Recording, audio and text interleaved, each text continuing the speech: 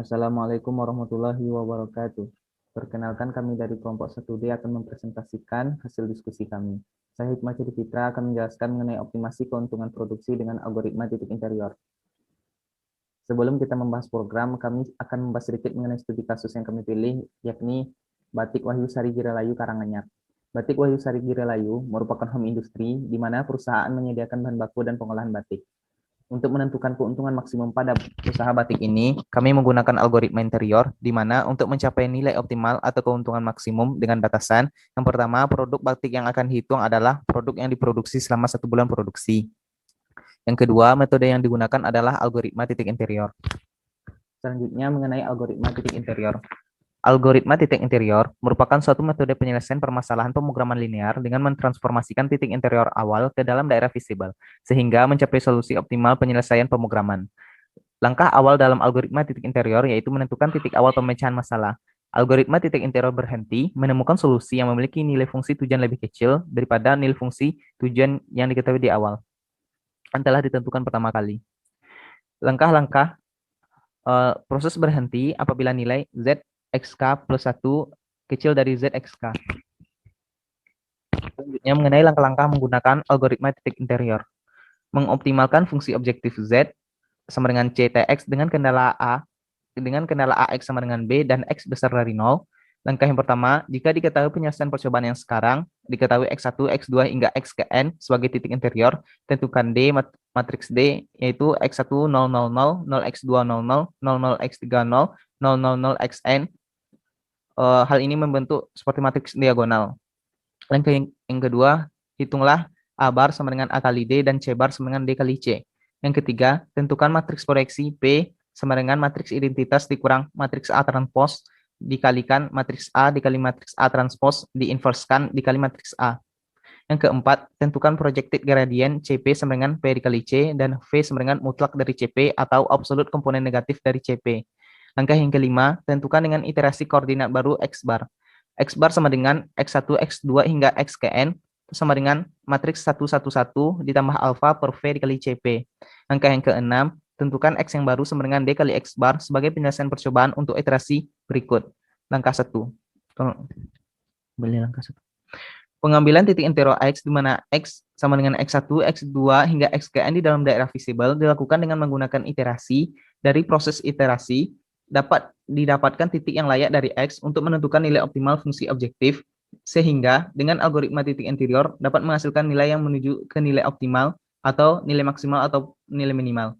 Proses berhenti apabila nilai Z X yang XK plus 1 kecil dari Z XK.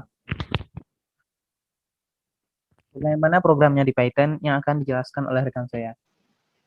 Nah, saya akan menjelaskan bagian program. Pertama-tama, kami menampilkan judul program, yaitu program optimasi keuntungan maksimum produksi menggunakan algoritma titik interior. Kemudian, kami membuat import NumPy as NP. Di sini, kami memasukkan library NumPy sebagai NP, di mana library NumPy ini merupakan salah satu library yang ada pada Python yang berfungsi untuk memudahkan dalam pengoperasian matriks.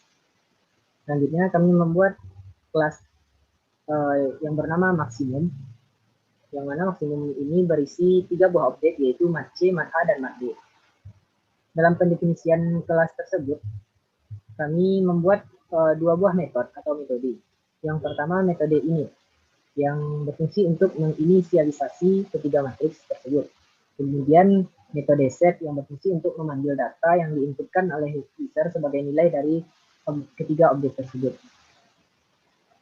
Nah, di sini kami membuat sebuah variabel bernama P1 sama dengan maksimum, yaitu nama kelas kita tadi yang nilainya dapat diinputkan oleh user. Di sini terdapat objek mat C, mat A, dan mat B sama dengan kurung siku kosong yang nanti nilainya akan diisi oleh inputan dari user.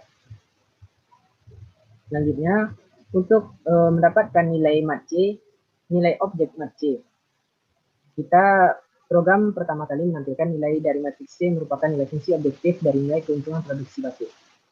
Nah, di sini kami membuat sebuah variabel bernama A yang merupakan integer atau bilangan bulat yang dimasukkan oleh user sebagai baris dari matriks, dan variabel B sebagai nilai kolom dari matriks C. Di sini kami menggunakan perulangan dalam perulangan, yaitu for di dalam for. Untuk for yang pertama, for T in rank A. Maka di sini kami membuat sebuah variabel kosong bernama C.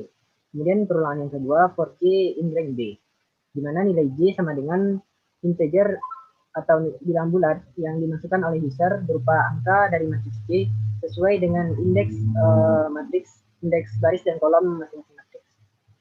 Di sini kami membuat C.append Y.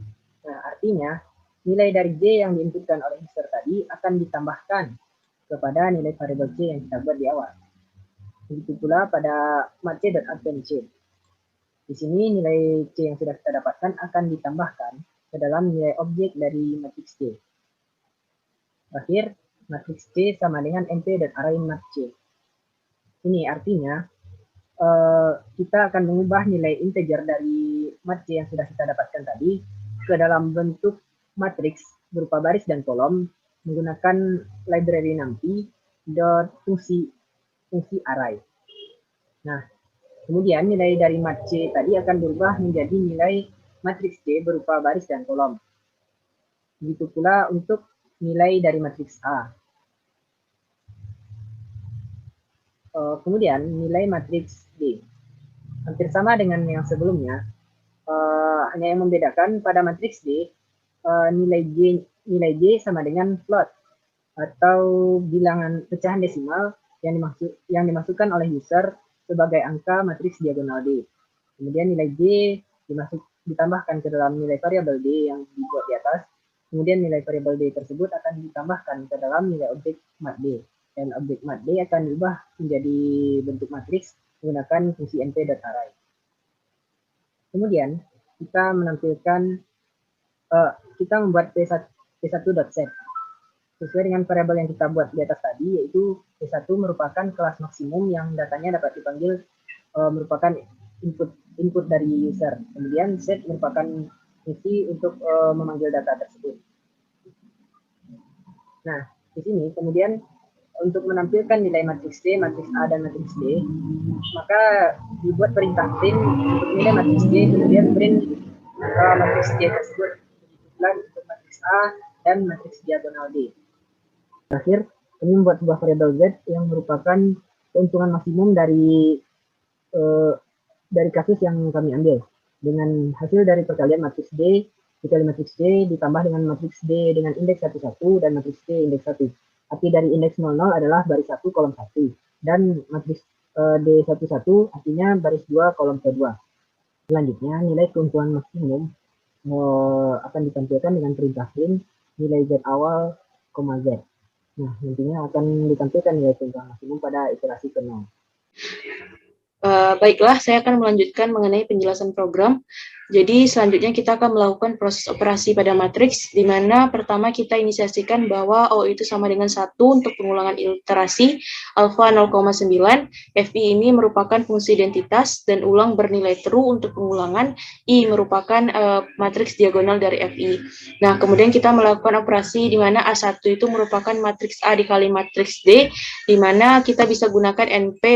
untuk perkalian pada library NumPy. Kemudian C1 merupakan matriks D dikali matriks C, kemudian A transpose merupakan np.transpose A1, kita bisa gunakan transpose pada library NumPy, di mana mengubah baris jadi kolom, kolom jadi baris. Kemudian kita mencari nilai P, di mana nilai P ini merupakan I dikurang A transpose dalam kurung A1 dikali A transpose diinverskan dikali dengan A1. Jadi untuk pertama kita mencari dulu nilai A1 kali A transpose. Setelah itu kita inverskan nilai tersebut dengan menggunakan format np.linear.env dengan menginverskan A1 dikali A transpose. Kemudian kita misalkan K ini sebagai perkalian antara A yang sudah diinverskan tadi dikali dengan A1. Dan L ini merupakan perkalian antara A transpose dikali K. Kemudian kita dapatkanlah nilai P ini sebagai I dikurang L. Nah, kemudian kita mencari nilai CP. Nilai CP ini merupakan nilai gradient projective, di mana perkalian antara P dengan C1.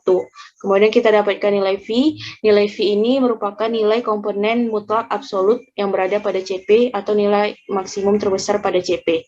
Nah, kemudian kita mencari nilai X bar, di mana nilai X bar ini merupakan nilai dari F1 ditambah alfa per P dikali CP. Nah, pertama kita misalkan dulu Y ini merupakan alfa dikali CP, kemudian AL merupakan Y per V. Setelah dapat nilai tersebut, kita dapatkanlah nilai X1, di mana X1 ini merupakan perkalian antara matriks D dan X bar. Setelah dapat nilai X1, kita dapatkan nilai Z pada iterasi ke O atau ke 1, di mana nilai Z itu merupakan matriks C0 dikali X1 indeks ke 0 ditambah matriks C indeks 1 dikali X1 indeks 1. Kemudian kita tampilkan nilai Z pada iterasi ke O tersebut sebagai Z. Nah, kemudian kita membuat perulangan while, di mana ulang kita inisiasikan sebagai true. Jadi, jika Z besar ini lebih besar atau sama dengan Z kecil, maka nilai Z kecil yang kita sudah proses tadi harus digantikan dengan nilai Z besar. Kemudian, matriks-matriks diagonal-diagonal pada D, itu kita gantikan dengan nilai X1 yang telah kita dapatkan pada proses ini. Kemudian setiap perulangan O itu akan bertambah 1, sehingga kita inisiasikan bahwa O itu O tambah 1. Setelah itu kita cari lagi prosesnya sama seperti di atas tadi, kemudian kita tampilkan lagi nilai Z pada iterasi ke O setiap O yang bertambah 1. Nah, jika else atau jika tidak, maka ulang akan bernilai false. Jika tidak, berarti nilai Z itu lebih kecil atau sama dengan nilai Z kecil, sehingga ulang akan bernilai false. Ketika ulang bernilai false, maka didapatkanlah nilai keuntungan maksimum dengan menampilkan nilai pada iterasi format O terakhir, yaitu Z, kemudian menampilkanlah nilai X1 dengan X1 itu merupakan X1 indeks ke 0, dan X2 itu merupakan nilai X1 indeks ke 1. Kemudian program menampilkan terima kasih telah menggunakan program ini. Kemudian kita akan melakukan proses running pada program. Nah, pada running, tampilan pertama yang ditampilkan adalah judul program. Kemudian user akan disuruh untuk menginputkan nilai matriks C, di mana matriks C merupakan nilai fungsi objektif, yaitu nilai keuntungan pada setiap produksi dengan baris 4 dan kolom 1. Kita masukkan angkanya sesuai data pada kasus. Nah, setelah dapat nilai matriks C, kita inputkan nilai matriks A, di mana matriks A ini merupakan nilai dari fungsi kendala dari setiap produksi dengan baris 2 dan kolom 4. Kita masukkan data-datanya berdasarkan pada studi kasus. Setelah dapat nilai setelah itu kita masukkan nilai matriks diagonal D, di mana matriks diagonal D ini merupakan nilai-nilai dari titik interior yang kita ambil dengan daerah visible baris 4 dan kolom 4. Kemudian masukkan titiknya 10x2,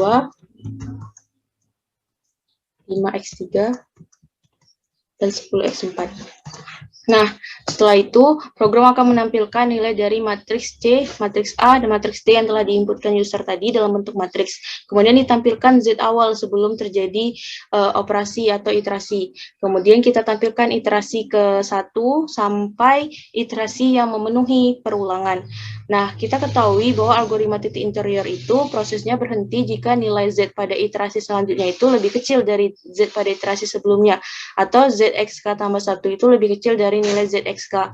Nah, ketika nilai Z pada iterasi ke-14 ini ternyata lebih kecil dari ke-13, maka ulang akan bernilai false dan program berhenti. Nah, maka ditampilkanlah nilai keuntungan maksimum pada iterasi yang terakhir, yaitu ke-14 dengan 169.999,72. Kemudian ditampilkan nilai X1 9,99, nilai X2 14,99. Nah, nilai X1 tadi kita inputkan 10, nilai X2 kita inputkan 10. Ternyata nilai maksimum itu berada pada X1 10 dan X2 14,99 atau 15. Dengan keuntungannya 169.999 atau kita bulatkan menjadi 170.000. Baiklah, sekian penjelasan dari kami mengenai program optimasi keuntungan produksi menggunakan algoritma titik interior dalam tugas besar praktikum programa komputer dari kelompok 1D. Kami mengucapkan mohon maaf apabila ada kesalahan dalam penyampaian kata dan penyampaian materi. Kami akhiri. Wassalamualaikum warahmatullahi wabarakatuh.